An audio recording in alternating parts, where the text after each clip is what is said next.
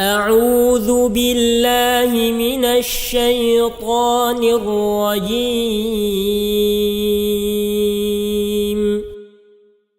بسم الله الرحمن الرحيم.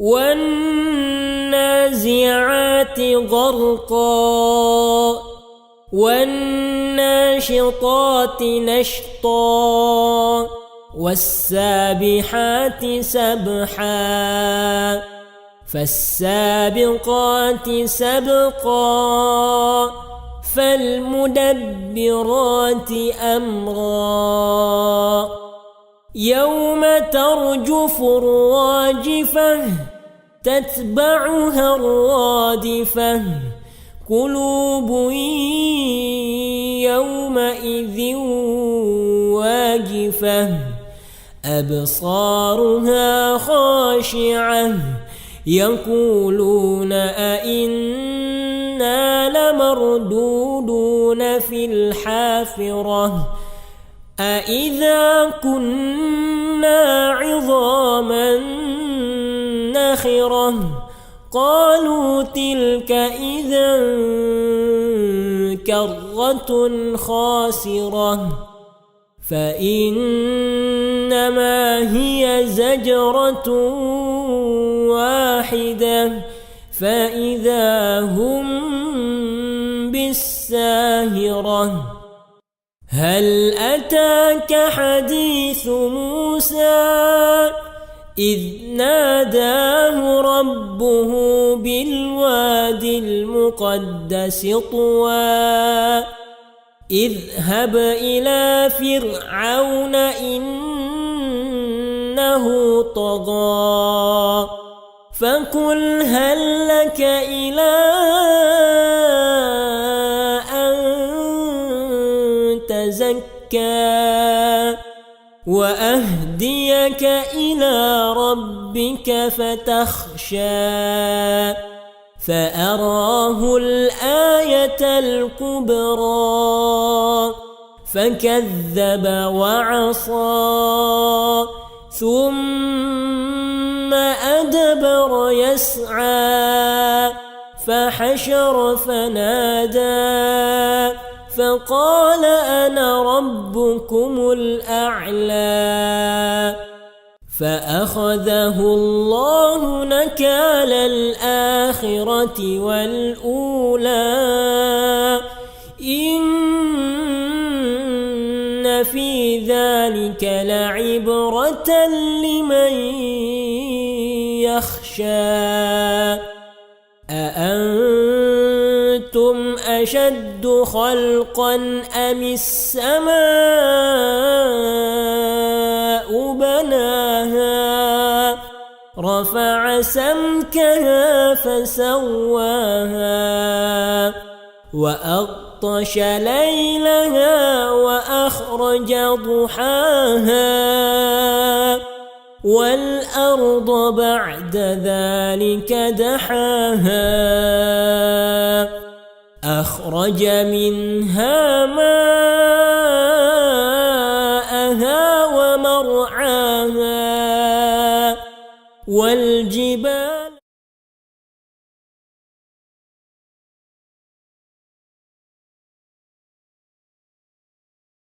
ومن يضلل فلا هادي له وأشهد أن لا إله إلا الله وحده لا شريك له وأشهد أن محمدا عبده ورسوله اللهم صل على محمد وعلى آله وصحبه ومن اهتدى بهديه واستنى بسنته إلى يوم الدين أما بعد.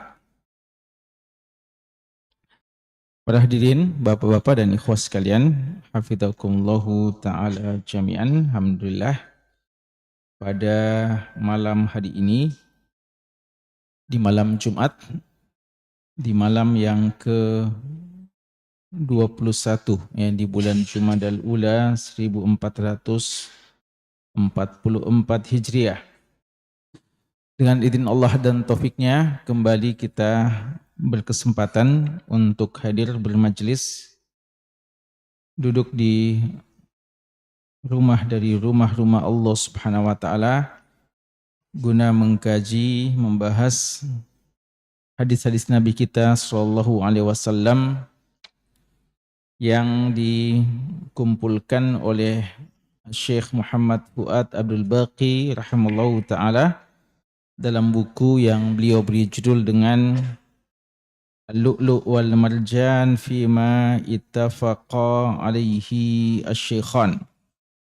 Mutiara-mutiara hadis yang diriwayatkan secara bersama oleh dua syekh, dua imam dalam bidang hadis, Al-Imam Al-Bukhari dan Al-Imam Muslim rahimahumallahu taala. Dan hadis-hadis yang diriwayatkan oleh Imam Bukhari dan Muslim adalah hadis-hadis yang dijamin kesahihannya, bahkan merupakan hadis yang paling tinggi derajat kesahihannya. Jamaah sekalian, ya tidak terasa kita sudah masuk di malam ke-21 Jumadal Ula, ya. Artinya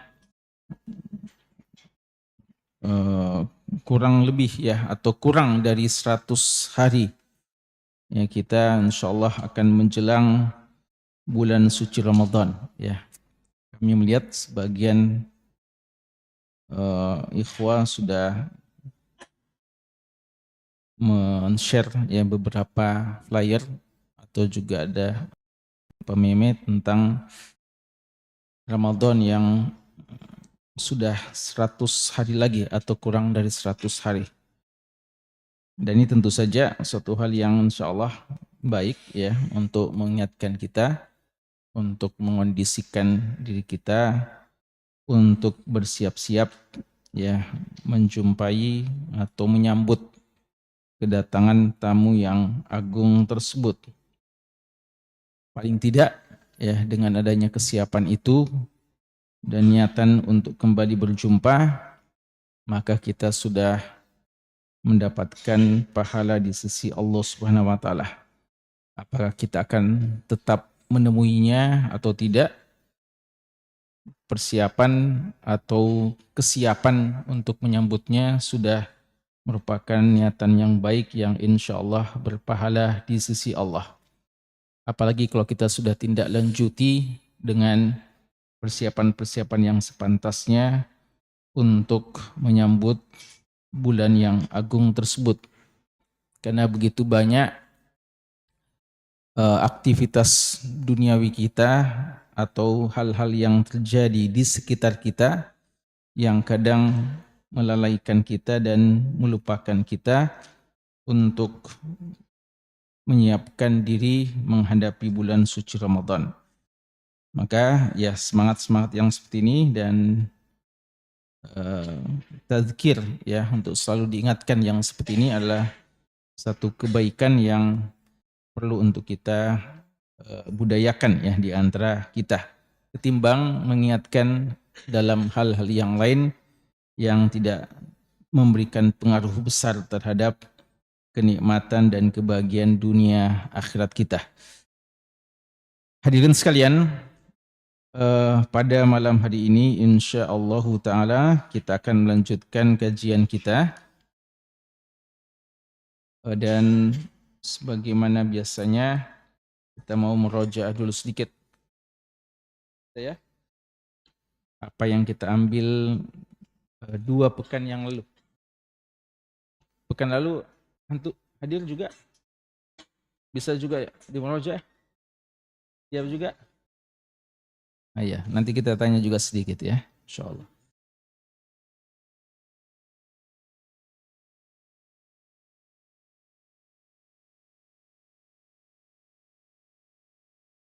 Kita mulai dulu dengan pertanyaan pembahasan kita 2 pekan yang lalu. Mana mic-nya? Apa judul bab kita yang kita bahas pada pertemuan kita yang terakhir? Fadhal.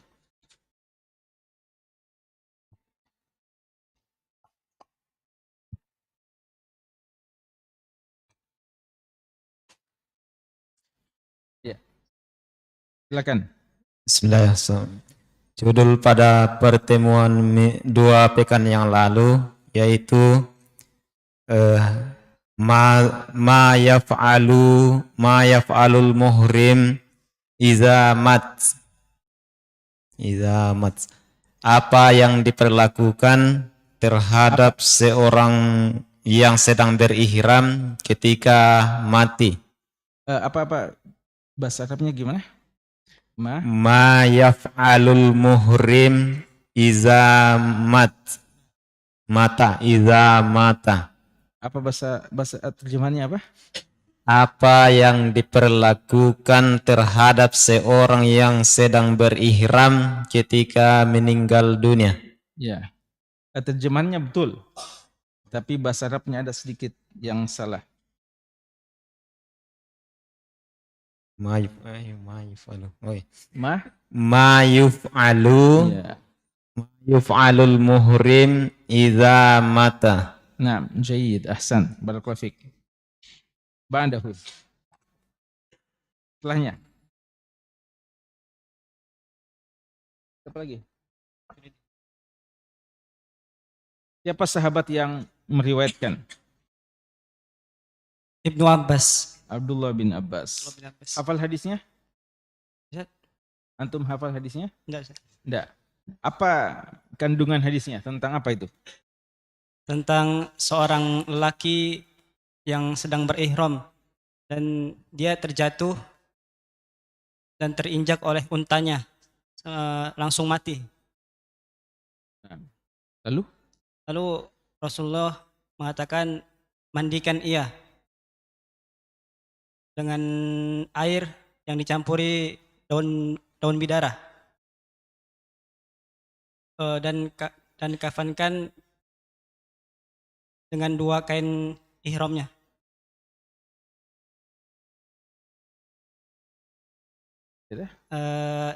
Jangan ya, dikasih. Cukup. Siapa yang bisa lanjutkan? Betul. Kalau antum bisa lanjutkan dengan bahasa Arabnya juga bisa. Silakan. Artinya saja. Teks hadisnya. Hadis diangkat dari hadis 753 yaitu dari Ibnu Abbas, seorang yang wukuf dan sedang lanjutkan tadi. Lanjutkan. Ya. Yaitu kecuali kalau antum mau pakai bahasa Arabnya bisa dari awal. Dengan menggunakan tadi air daun bidara dan jangan menggunakan wangi-wangian dan tutupi 2 kain dan jangan menutupi kepalanya karena kelak nanti dia akan bangkit di hari kiamat dalam keadaan bertalbiyah. Nah, jayid, ahsan. Barakallahu fiik. Ada di antara antum yang hafal teksnya? Coba, iya. Bismillah. Hadithu an Ibnu Abbas radhiyallahu anhu qala Nabi sallallahu alaihi wasallam qala bainama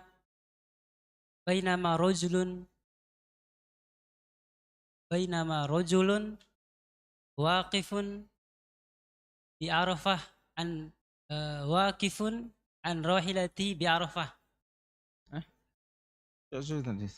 Bainama rajulun waqifun bi Arafah an rahilatihi idh waqa'a an rahilatihi fawaqasathu aw qasathu. Qala Nabi sallallahu alaihi wasallam iksiluhu bima'in wa sidrin wa kaffinuhu bisaubain wala tuhannituhu nah wala tukhammiruhu ra'sahu fa innahu yub'atsu yaumal qiyamah mubliyan. Yaumal qiyamah mabliyan. Mulabbiyan. Ahsan. Nah. Baik. Tadrib juga? Bukan. Mana ikhwah, fadhal. Siapa orang ini? Bainama rajulun waqifun bi Arafah. Siapa rajul ini? Siapa laki-laki ini? Siapa namanya? Tidak disebutkan namanya, Ustaz. Tidak disebutkan di sini, tapi ada riwayat yang lain menyebutkan? Tidak ada, Ustaz. Tidak ada. Karena Kenapa mungkin tidak disebutkan? disembunyikan aibnya, Ustaz. Aib ini? Ini aib atau satu kemuliaan ini? Ada, Ustaz. Ini aib atau kemuliaan ini? Mati dalam keadaan ihram. Muliaan, Ustaz. Kemuliaan. Berarti bukan aib ya. Baik, kita sudah sebutkan ya di antara faedahnya bahwa ada saja orang-orang yang Allah Subhanahu wa taala mau rahasiakan di antara manusia, tapi mereka adalah hamba-hamba Allah yang dikenal yang di langit Allah Subhanahu wa taala. Baik, di sini dikatakan iksiluh bima'in wasidrin. Apakah orang yang mati dalam keadaan ihram dimandikan juga? Coba yang lain, yang lain.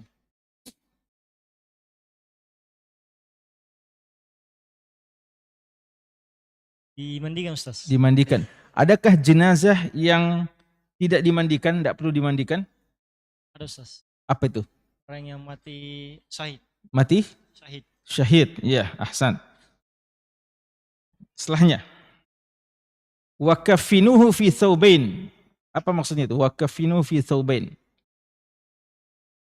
Orang kalau mati jenazah itu kafannya berapa lapis itu? Kalau umumnya Ustaz 3. 3. Kalau apa? Umumnya. Umumnya. Kalau Laki-laki atau perempuan? laki-laki Ustaz. Kalau perempuan?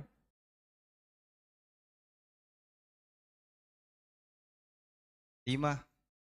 Ya. Di sini kenapa cuma fi thawbain? Karena kemuliaan bagi orang yang mati dalam ihram. Hanya Taib. 2 pakaian. Jadi dia dikafani dengan pakaian ihramnya sendiri. Nah, jaid, ahsan. Setelahnya. Wala tuhannituhu. Kenapa itu? Apa namanya wala tuhannituh? Yang belum. Bismillah. Yaitu jangan kalian gunakan parfum kepadanya. Kenapa tidak boleh dipakaikan parfum?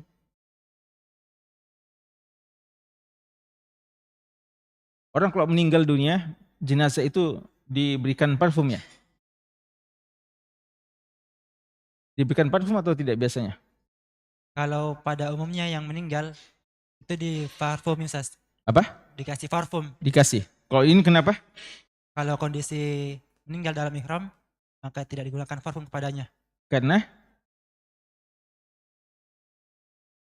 Dia masih ke dalam ihram, Ustaz. masih Dalam dianggap keadaan dalam keadaan ihram. Baik, jaid. Wala tukhammiru ra'sahu. Setelahnya. Yang belum. Semuanya usahakan dapat bagian. Kenapa dikatakan wala tukhammiru ra'sahu?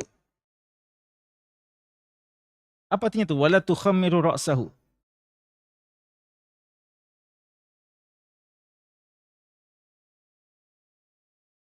Silakan. Dikenakan penutup kepala, Ustaz. Apa? Penutup kepala tidak dikenakan kepala. Tidak dipakai untuk kenapa? Nah, yang orang yang ihram nggak boleh pakai. Tidak boleh tutup kepala juga. Taib, jaid, ahsan. Fa innahu yub'atsu yaumal qiyamah mulabbiya. Apa maksudnya ini? Apa maksudnya? Fa innahu yub'atsu yaumal qiyamati mulabbiya. Yang belum. Terakhir ini. Ada kaidah yang disebutkan oleh ulama kita terkait dengan masalah ini. Siapa yang hafal kaidahnya?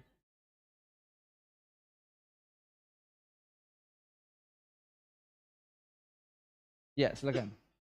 Belum ya? Belum? Sudah tadi? Yang belum. Cepat. Wah. Ya, cepat.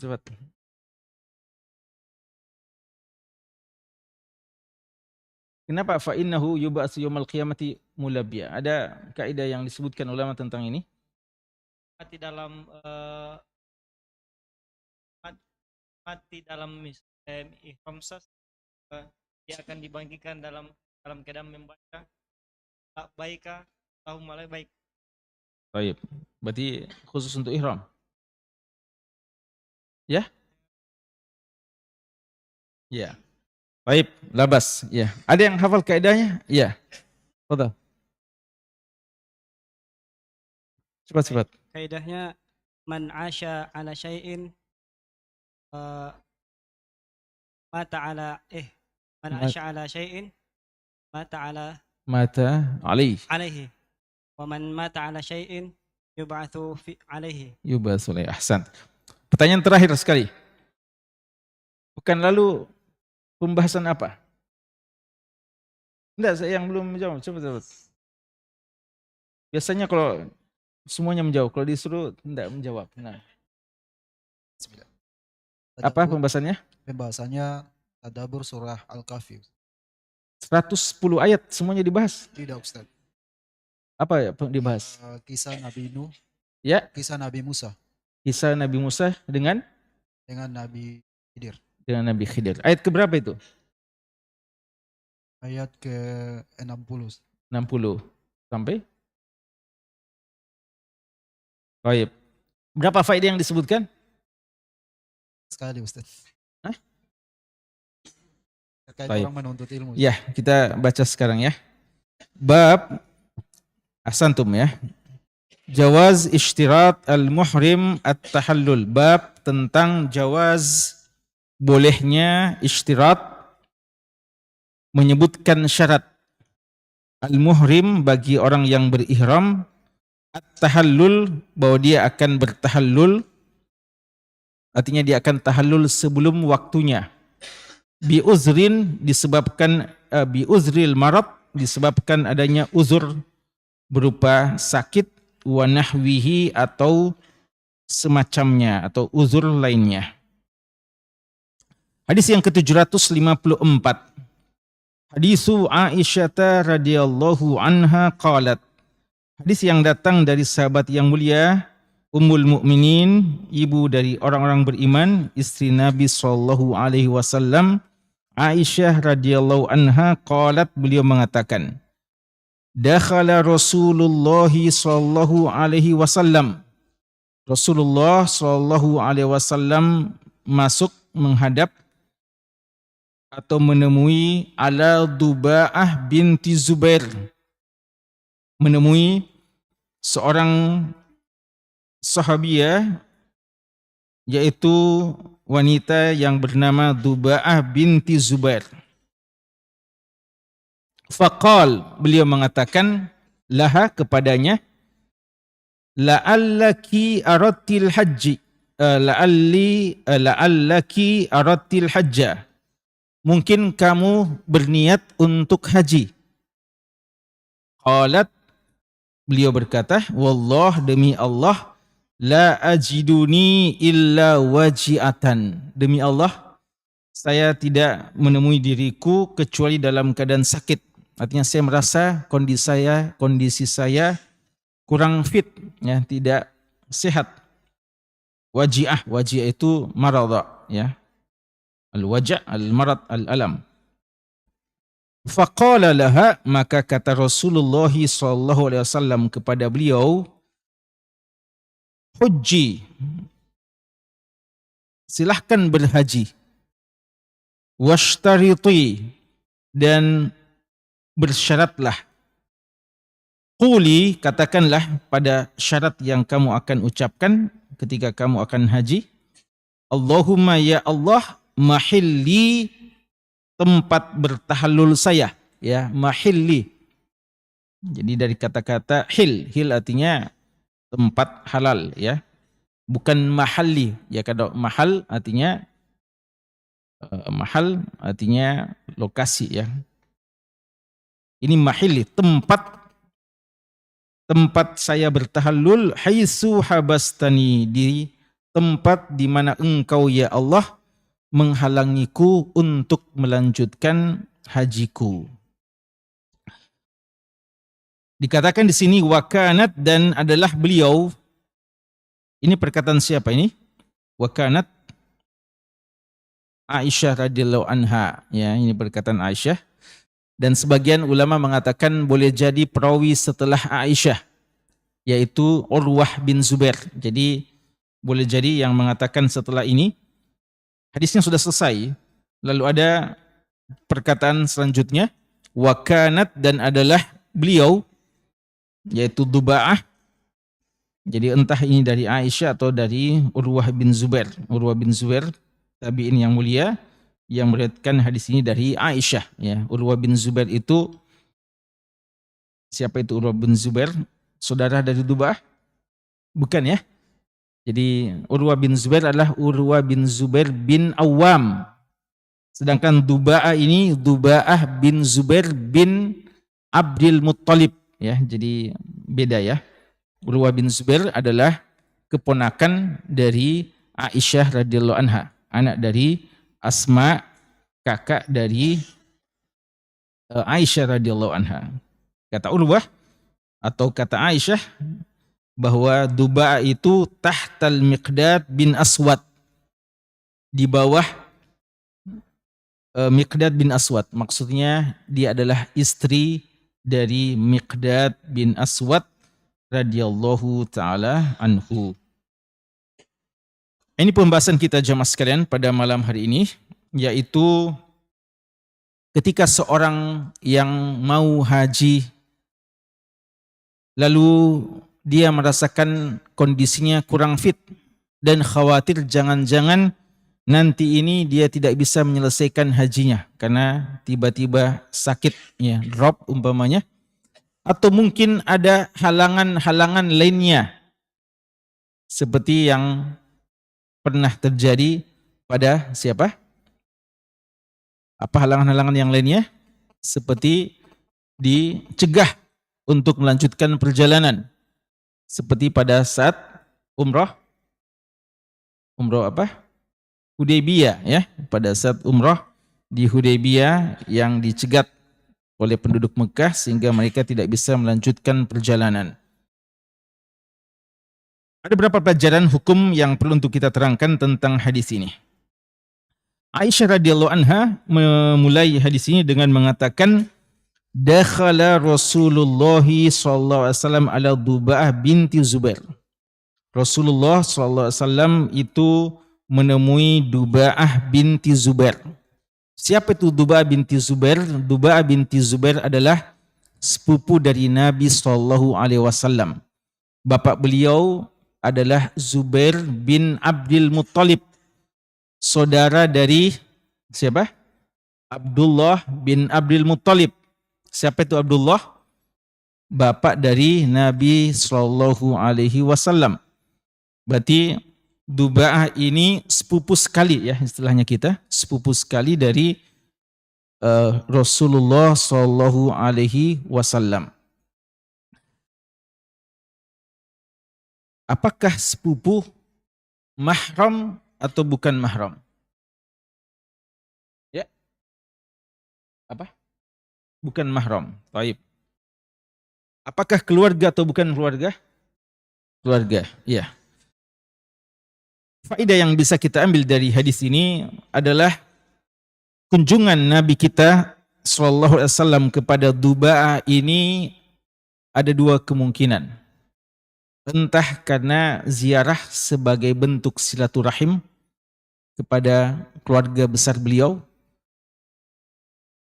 atau ziarah ini berupa iyadatul marid, yaitu mengunjungi orang sakit, ya, mungkin sampai ke telinga beliau bahwa Duba'ah sementara sakit, maka beliau mengunjunginya. Dan ini menunjukkan bagaimana perhatian yang besar dari Nabi kita SAW kepada keluarga-keluarganya, walaupun beliau seorang yang sangat-sangat sibuk mengurus umat, mengurus negara, mengurus pemerintahan, ya, namun beliau masih saja menyempatkan waktunya untuk menjenguk, ya, menjenguk sahabat-sahabatnya yang sakit, bahkan apatah lagi dari kalangan keluarganya. Dan boleh jadi karena kedua-duanya, ya, di samping karena dia sakit maka dijenguk, dibesuk, atau juga karena dalam bentuk silaturahim kepada keluarga. Ya, jadi Inilah manfaatnya ketika kita menjenguk keluarga, karena kita bisa mendapatkan 2 pahala. Ya. Pahala pertama, pahala kita besuk sebagai orang yang sakit. Pahala kedua adalah pahala silaturahim.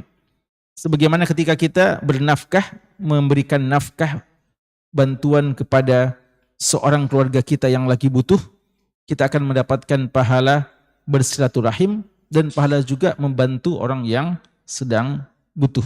Ya. Yang menjadi masalah adalah dubaah ini sepupu sekali. Tadi ikhwah bilang sepupu sekali bukan mahram.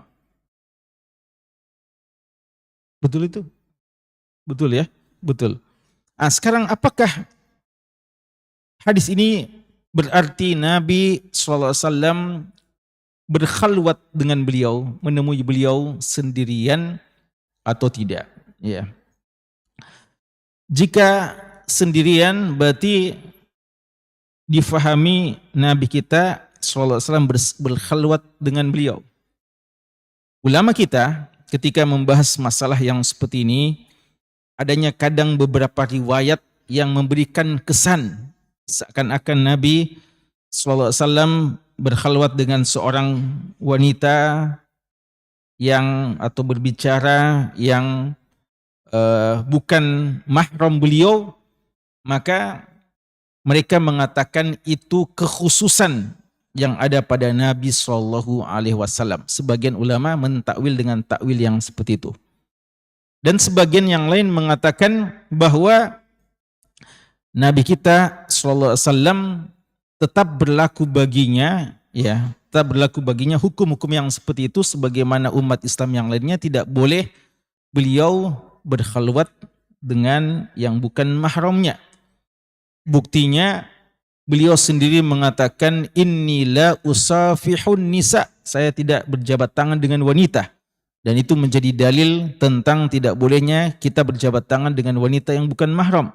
Dan yang menjadi contoh bagi kita adalah Nabi SAW. Berarti masalah-masalah yang seperti itu juga berlaku kepada beliau. Adapun ulama yang mengatakan kadang ada kekhususan dari beliau karena beliau itu adalah bapak bagi orang-orang beriman. Sebagaimana istri beliau adalah ibu bagi orang beriman, maka beliau adalah bapak bagi orang yang beriman, sehingga pada hakikatnya semua adalah anak-anaknya. Ya, sehingga tidak berlaku padanya hukum yang seperti itu. Namun yang lebih tepat, wallahu alam, bahwa di sini Nabi SAW tidak berkhalwat ya dengan dubaah. Walaupun cuma disebutkan ini hanya beliau dengan dubaah, tapi sangat memungkinkan dan itu yang lebih tepat insyaallah, bahwa bersama dengan beliau beberapa juga orang-orang yang lain, anggota keluarga dari dubaah, atau ada saja yang mendampingi Nabi SAW. Dan ini didukung oleh apa yang diriwayatkan oleh para sahabat ya, dari Anas bin Malik dan yang lainnya, bahwa Nabi SAW itu tidak pernah berdua-duaan dengan seorang wanita dan tidak pernah mendatangi secara khusus seorang wanita berkhalwat dengannya selama dia bukan istri beliau. Jadi jangankan mahram, ya, jangankan yang bukan mahram, yang mahram saja, kalau bukan istri beliau, beliau tidak mau berdua-duaan, ya, karena tetap ada fitnahnya. Kecuali Ummu Sulaim, ibu dari Anas bin Malik, ya, ibu dari Anas bin Malik ini Ummu Sulaim. Ini mahram beliau, mahram dari persusuan, dan beliau pernah atau kadang datang kepada Ummu Sulaim bersilaturahim dan memberikan faedah dan doa-doa kepada beliau, mengunjungi rumahnya dan ibadah di rumahnya dan seterusnya. Kecuali Ummu Sulaim saja, dan beliau adalah mahram sehingga tidak ada juga masalah dari segi hukum. Tapi yang lainnya beliau tidak pernah datang secara sendirian mendatangi seorang wanita kecuali istri-istri beliau. Karena itu kita fahami bahwa hadis ini ketika beliau mendatangi dubaah, ini beliau tidak berdua-duaan dengan beliau saja. Kemudian jamaah sekalian, Nabi SAW ketika membesuk atau mendatangi, menjenguk Dubaah binti Zubair, beliau waktu itu nampaknya menjelang haji, ya. Maka beliau memotivasi memotivasi Dubaah ini untuk haji. Beliau mengatakan, la'allaki aradtil hajj. Boleh jadi kayaknya kamu ini mau haji. Boleh saja beliau sudah mendengarkan hal itu, bahwa Dubaah ini juga ingin haji. Tapi mungkin sampai juga informasi bahwa Dubaah sedang kurang sehat. Maka dilema antara keinginan besar untuk haji, lalu kondisi fisik yang kurang memungkinkan. Apa jalan keluarnya? Maka di sini Nabi kita SAW tidak ingin haji dari Dubaah ini, atau keinginan haji ini, niatan yang sangat baik ini dibatalkan begitu saja.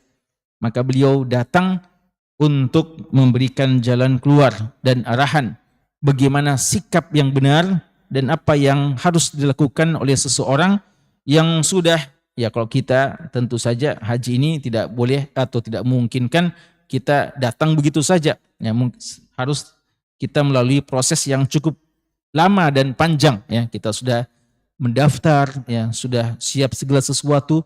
Tiba-tiba menjelang hari hanya berangkat kita kurang sehat.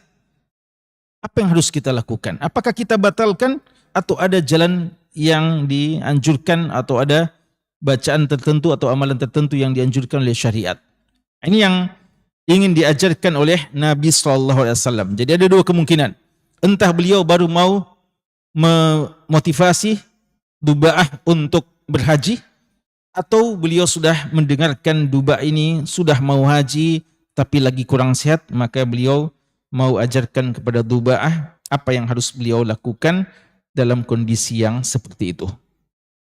Qalat, Dubaah tidak menafikan pertanyaan itu.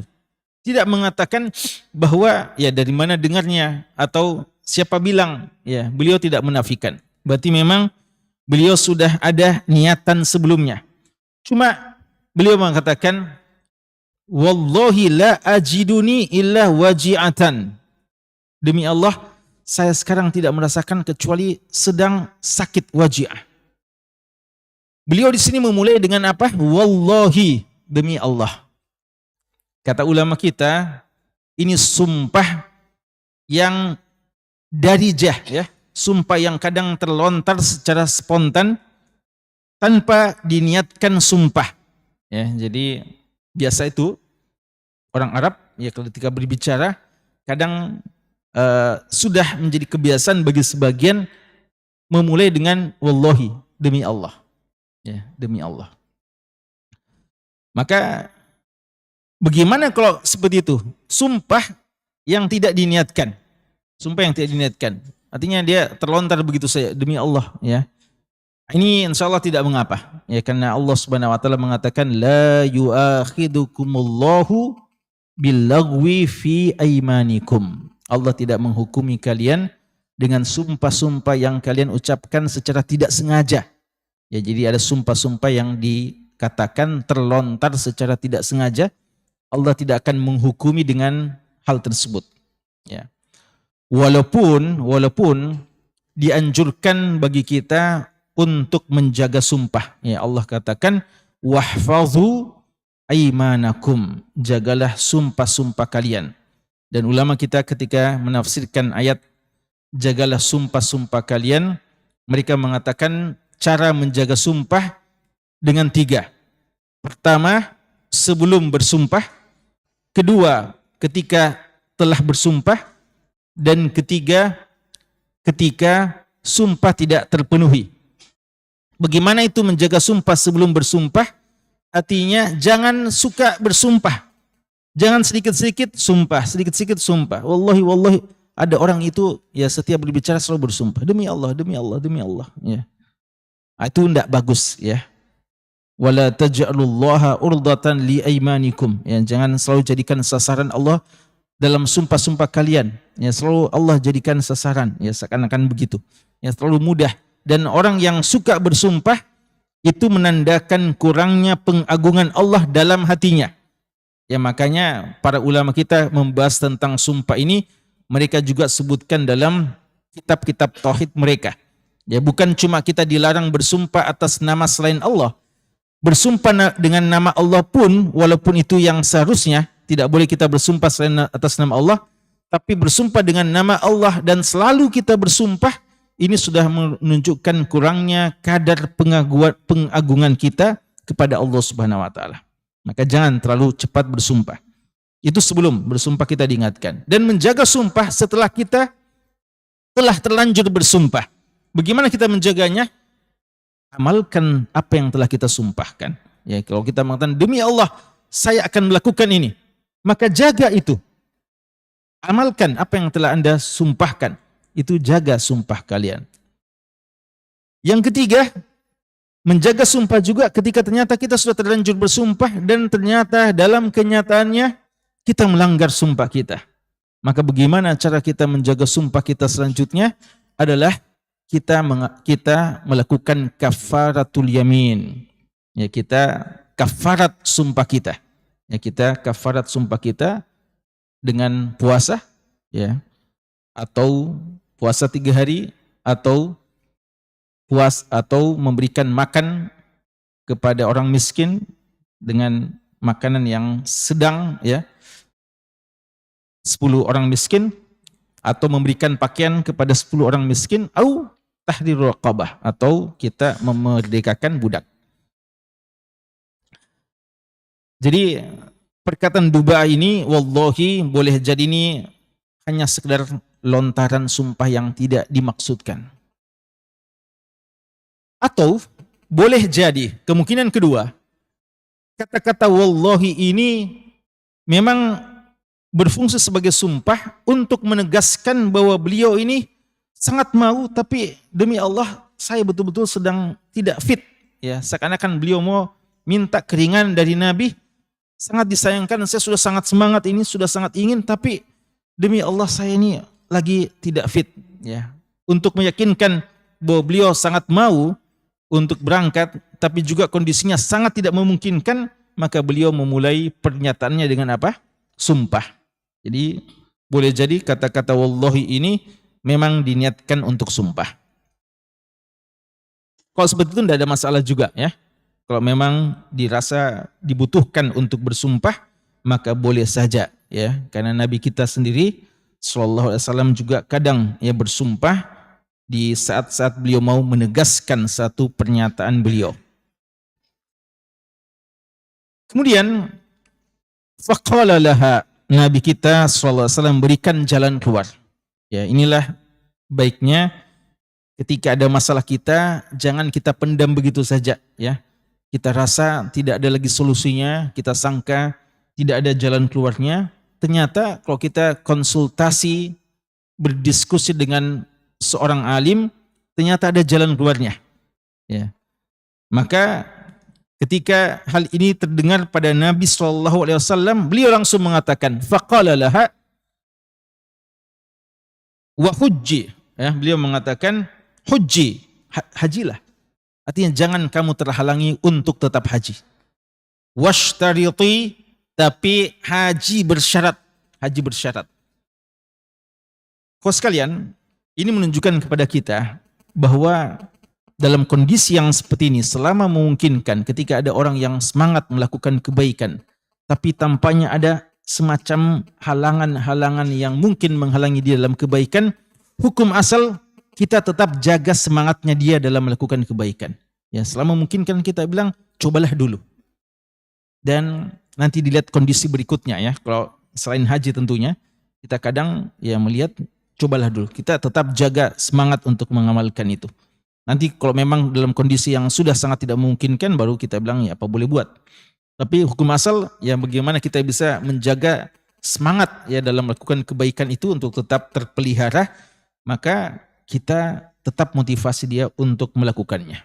Nabi kita sallallahu alaihi wasallam mengatakan haji, tetap haji. Padahal kita tahu bagaimana beratnya haji ya dalam kondisi fisik yang kurang fit, ya. Tapi beliau tetap memberikan motivasi untuk haji. Lalu apa jalan keluarnya kalau ternyata suatu saat kita haji lalu tidak bisa melanjutkan, maka beliau mengatakan washtariti, buatlah syarat. Artinya pada saat kita mau haji, bagaimana caranya kita memulai haji? Gimana caranya memulai haji? Gimana caranya?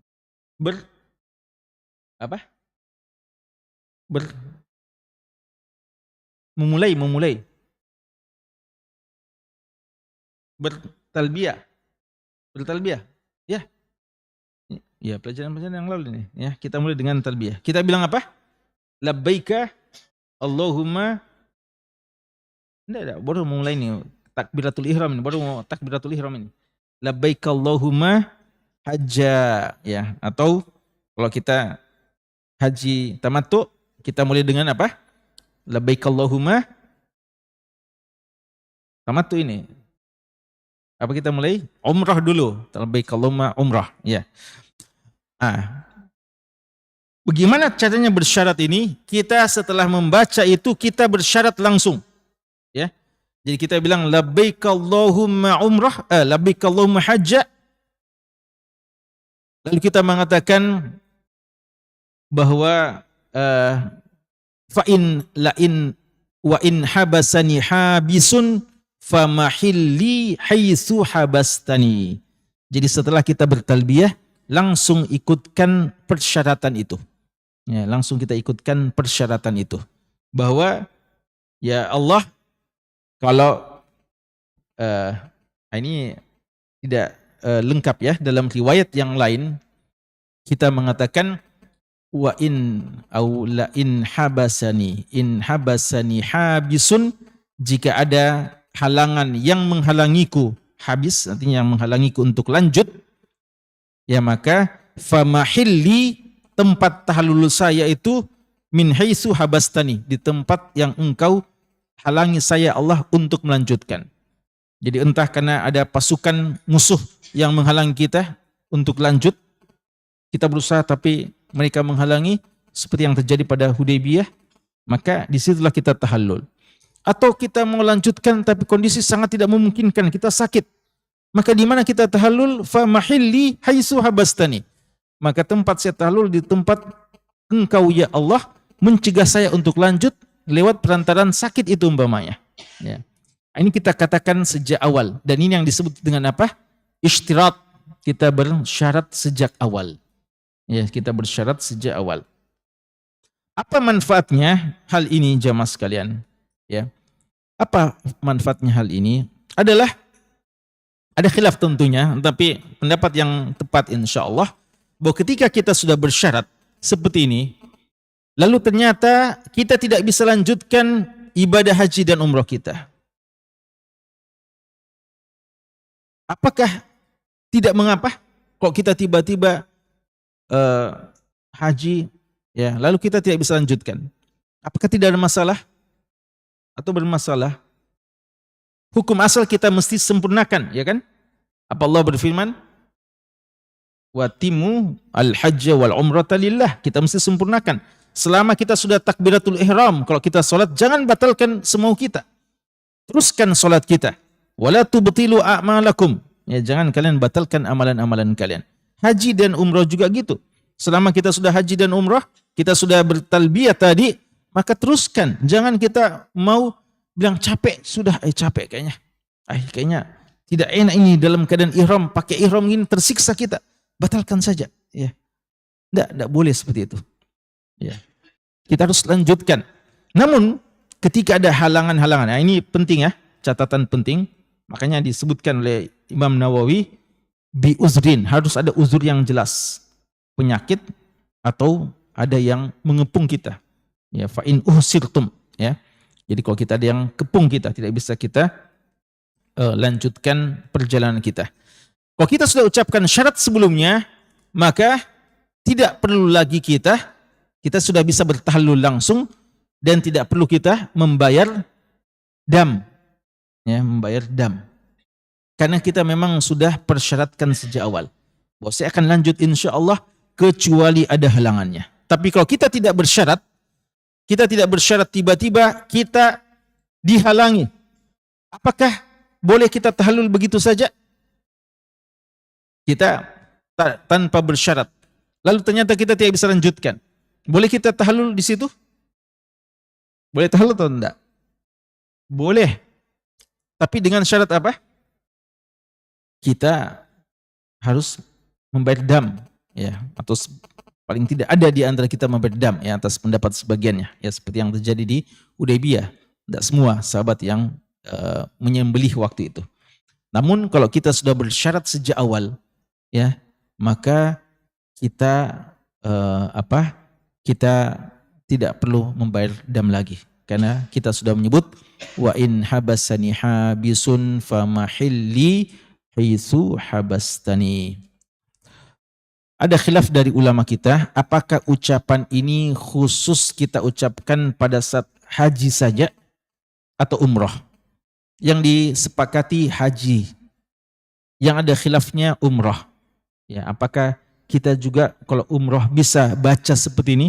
Kalau umpama kondisi kita kurang fit, khawatir juga jangan-jangan umroh ini, ya, tidak bisa kita lanjutkan. Kenapa ulama kita sepakat pada haji? Karena dua minimal sebabnya. Pertama, karena hadis ini konteksnya memang tentang haji memang, ya. Ini duba'ah memang mau haji.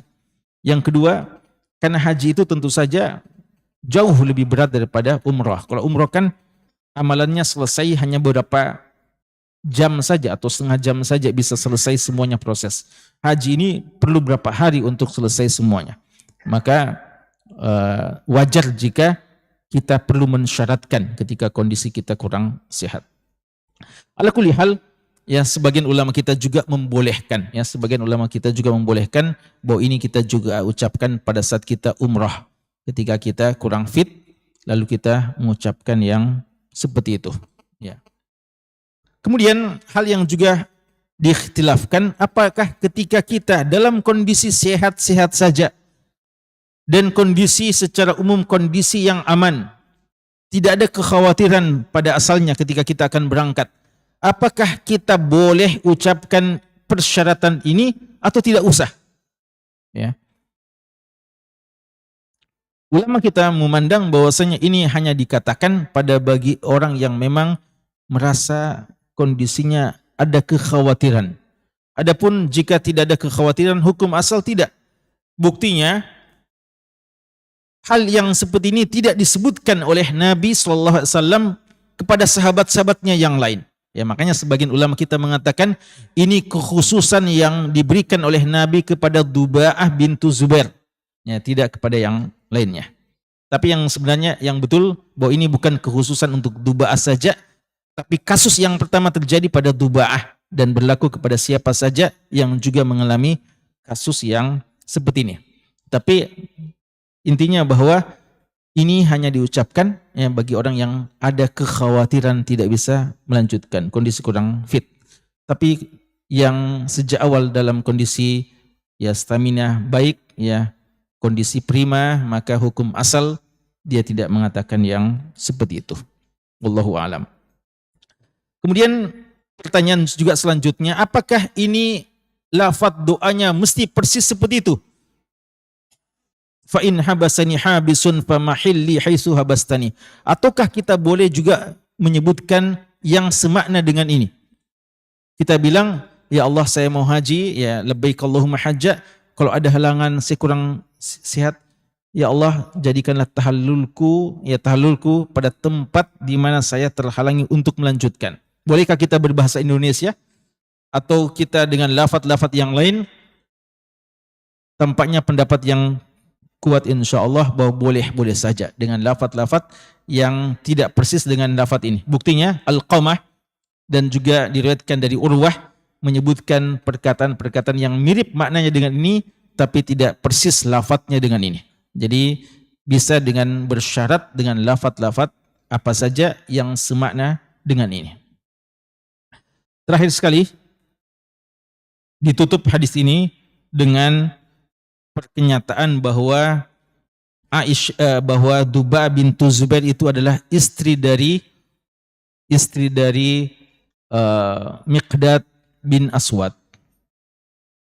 Kawan sekalian, hadis ini siapa yang riwayatkan?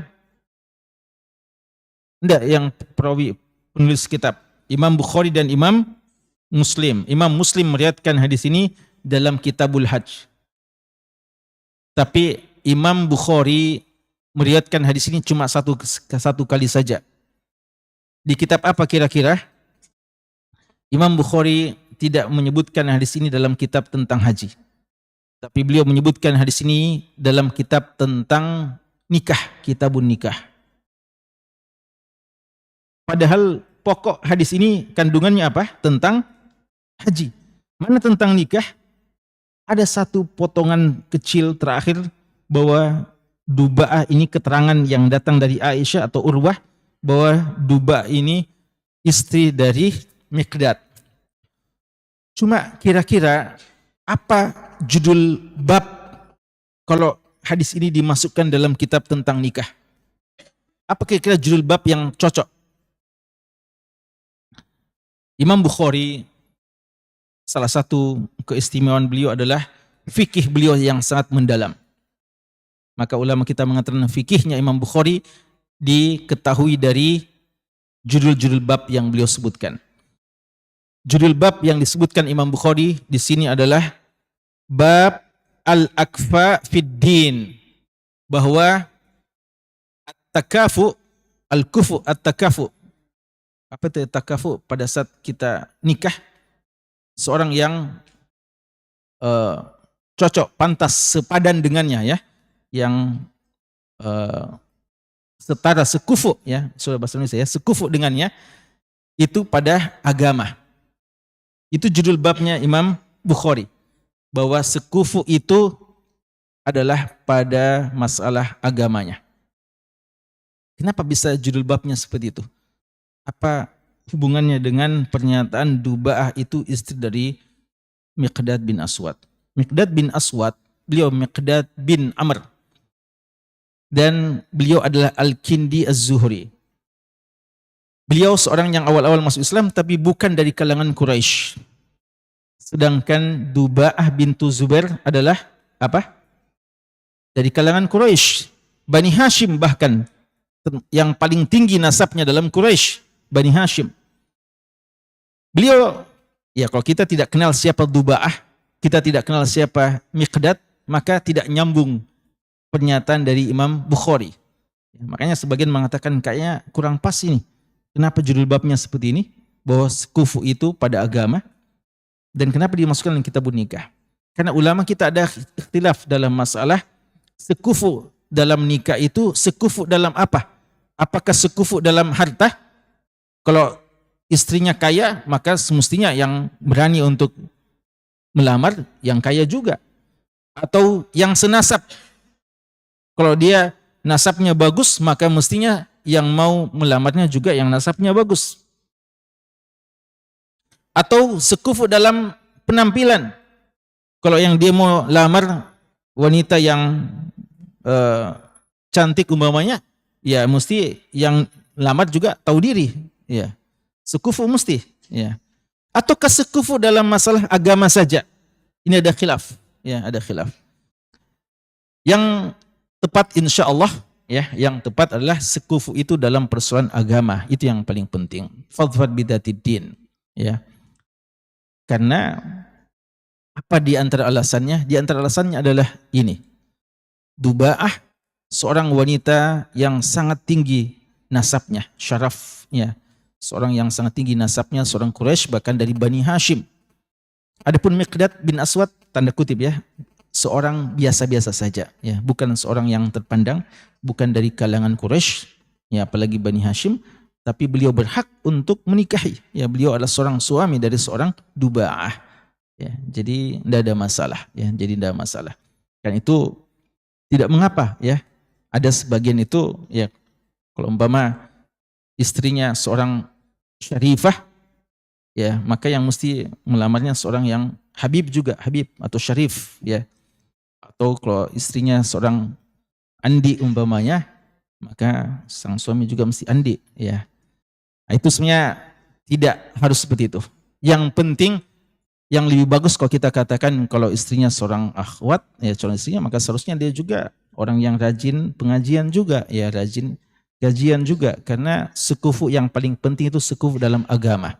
Karena kapan agamanya sudah bagus, bagaimanapun tingkatan ada yang si istri kaya atau si laki-laki kaya, dia tidak akan memandang, tidak akan menghinakan pasangannya hanya karena persoalan seperti itu, tidak akan mempersoalkan persoalan nasab dan sebagainya, karena yang paling penting bagi dia adalah sekufu dalam masalah agama. Fadhfar bidzatiddin.